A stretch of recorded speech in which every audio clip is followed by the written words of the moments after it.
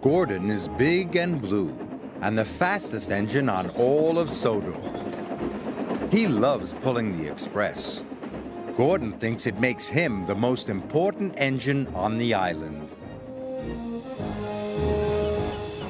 One day, Gordon was pulling the express out of Brendam docks, but Diesel was on the same line. "Out of my way," sniffed Gordon. "Express train coming through."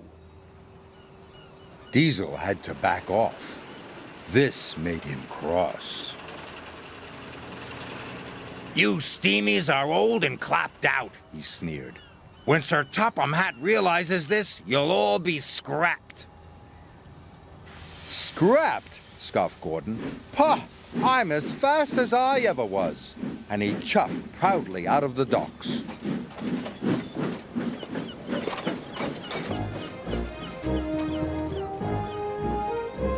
Gordon was speeding through the beautiful countryside. He was having a wonderful day. But then he heard a horrible squeaking noise. Gordon was upset. Squeaking could only mean one thing. Something was wrong. What if Diesel's right, he thought. What if Sir Topham Hatt scraps me?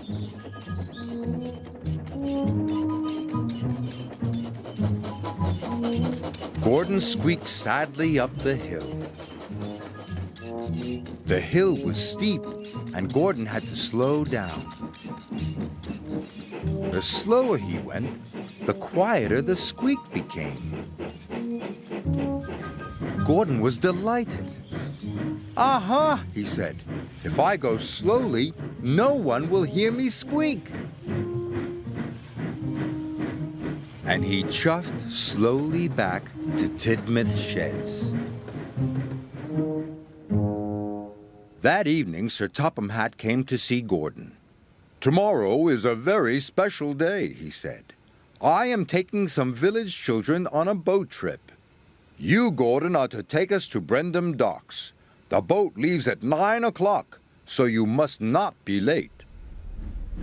The next morning, Gordon waited for everyone to go. Then he puffed slowly away so no one would hear his squeak. Once out of the sheds, he started to pick up speed.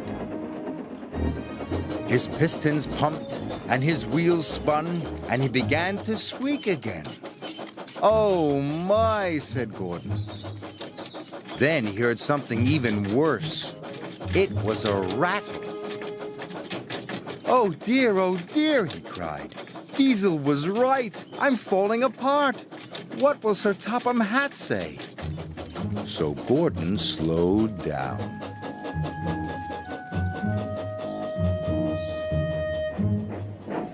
Gordon crawled slowly into the station to collect the children.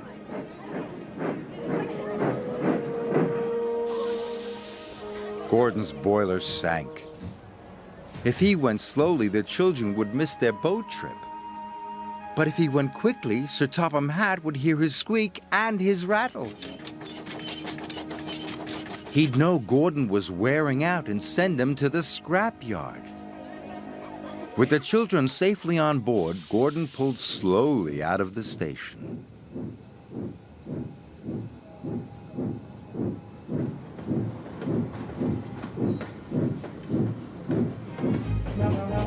Gordon chuffed slowly through the countryside.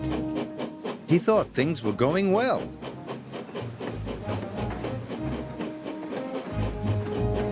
But Sir Topham Hatt was very cross. He spoke sternly to Gordon. "Why are you fooling around, Gordon?" he boomed. "You must go quickly, or the children will miss the boat, and that will never do." "Yes, sir," said Gordon sadly. "Remember," added Sir Topham Hatt, "you are the fastest engine on the island." This made Gordon feel proud.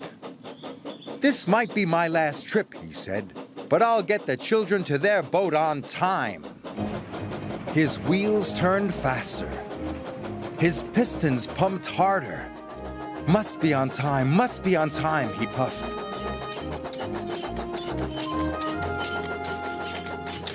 Soon, he began to squeak, and rattle too. And then he heard another noise.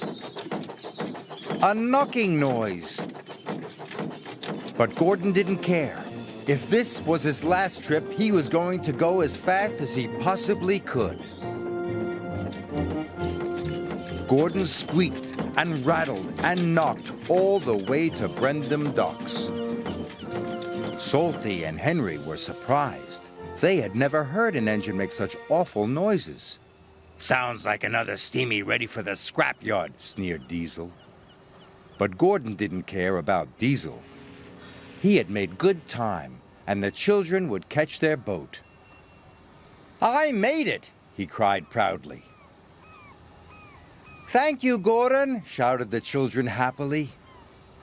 "I knew you could do it," said Sir Topham Hatt. "But why haven't you been to the repair yard?" "The repair yard?" gasped Gordon.